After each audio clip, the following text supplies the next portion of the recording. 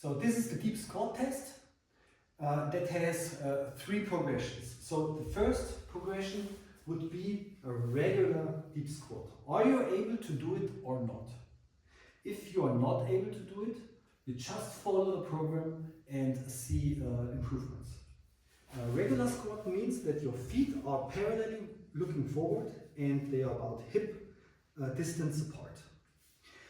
The second exercise or the progression of it would be, are you able to extend your arms upright like this? So ideally it would be with the arms parallel and the hands like swords like this, to bring the arms up in a straight line like this, and have, if you have a stick on top,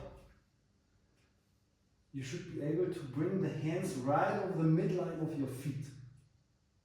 Okay, are you able or not? That's test number 2. Test number 3 would be a narrow deep squat. It means you have not more the possibility to get with your upper chest through your legs and have more range of motion or freedom in the hip. You have to rely on ankle mobility almost solely. So what you do is you bring your knees together like this, yeah, and you try to be stable without too much tension here, but that's all a matter of practice. Okay, knees together and narrow deep squat. The push-up test. Okay, so 3 different push-ups. Number one is hand press up, fully lock out of the elbows and then getting back into knee hand position. Now, are you able to press yourself up with the arms close at the side, elbows pointing backward and bringing up your upper chest? The lumbar spine situation is not important. Yeah, you can depending on your mobility, can look like this or look like this. And the movement ends in a knee hand position. So this movement is the test. Okay, test number 2 is a knee hand press up. This position back into knee hand position. So knees and hands supporting up and down. And exercise number 3 is a regular push-up. We just call it extended press down, prone line, extended feet hand press down. So it's this movement. And we can also go the whole way up and then bring the knees forward like this. Knees backward and down again. And the important is that your lumbar spine does not move at all. There should be no break of stability. You should be one plank coming up like this. Okay, next exercise, hip mobility, is the side bend sit.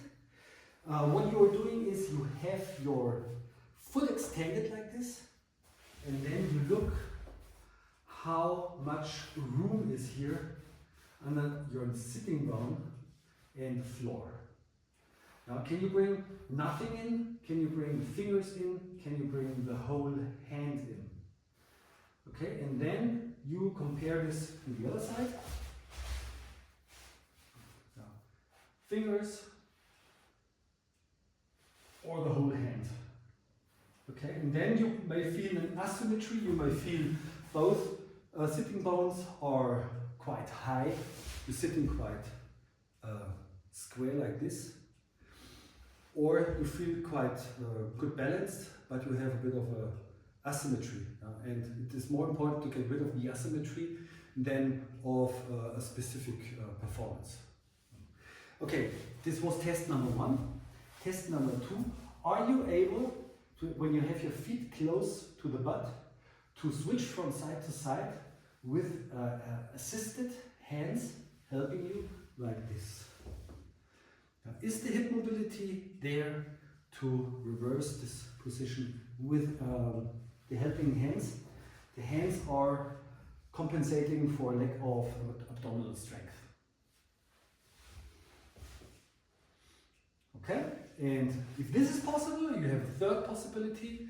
It's the side bend sit reverse without the hands and as upright as possible. So you go in an aligned spine position, and then you go from side to side like this. Now, are you able to do this? Or do you need to compensate somehow, which is this movement, counterbalancing?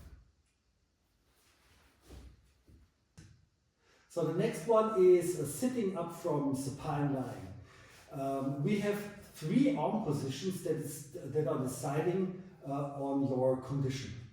So the first test would be with extended arms coming up with the upper body while the heels keep touching the ground. They should not go up like this. Okay, so I'm starting with shortening the leverage through mobility, and then use strength and stability to sit myself up into long sit. Okay, and the same down. Okay, this is easy. You go for the second phase. You bring your arms cross over like this. You hold your shoulders, and you do the same movement with heels not separating from the body. Okay, if the heel is separating, you have a deficit, and this should be improved by going through, for example, the spine part. Test number 3 is having the arms like this and not bringing the arms forward like this, because then you are in the stage of this. You keep the arms on the frontal plane, okay, without using the feet leverage coming in.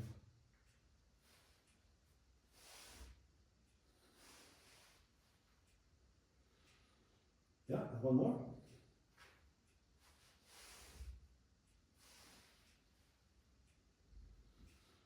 So the mechanics of getting up is not because of the weight of the legs and the leverage of the legs. It's mostly because of the upper body can reduce the leverage due to its mobility. And the mobility needs to be in the spine. Okay, next test is wrists and abdominal strength, also in rotational stability. So the first test you're doing is knee-hand position, getting into an inline relationship, and stay like this. Now just see how good and competent you feel. Let's say about 10 seconds. Okay, there's the one side, and there's the other side. Now take a line on the floor or carpet or whatever, and stay like this. Test number 1 is this. If this is already very demanding, you go for the second test. It's contralateral. Keep the knees down to the ground and vertically, and then you extend like this maximally, holding 10 seconds. The other side, holding 10 seconds. Are you able to hold this position for a little stretch of the time while breathing as soft as possible? Okay, so if this is possible, number 3 is ipsilateral inline foot-hand position.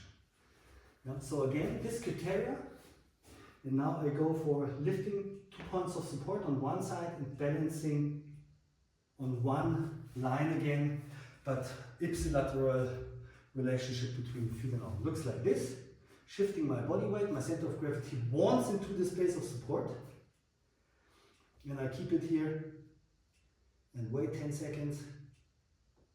Can also, and then switch to the other side and compare the stability differences or balance. Okay, let's go for one get up. The cross-sit get-up. For the cross-sit get-up, you start standing because it's always easy to go down. And by the way down, you feel the parts that are where you lose the control, that the parts where the weaknesses are that prevents you from getting up efficiently. Okay, so you go for the cross get down. So very slowly, getting down as long as you can control. Yeah? As soon as you are losing something like this, is a loss of control. Yeah? You just go down as much as you can control, and your feet are on the outside. Yeah? It's easier if you have this one like this. There's a lot of strength now in one leg, but better stability on this foot. Yeah? You try to be 50-50, as 50-50 as possible. Okay, you go down, you remember how far you went down, and then you see progressions while going through the program. Second test would be you come from downside, but now you use your hands as support. So I'm reaching forward, using my hands as support, doing a hip hinge, and then shifting my body weight from hands to feet and getting up. And you do the same coming down and sitting like this. Okay, was the second stage. And the third stage is the cross sit get up, I do it on the other side, without hands. So very nicely and balanced up and down within a controlled way.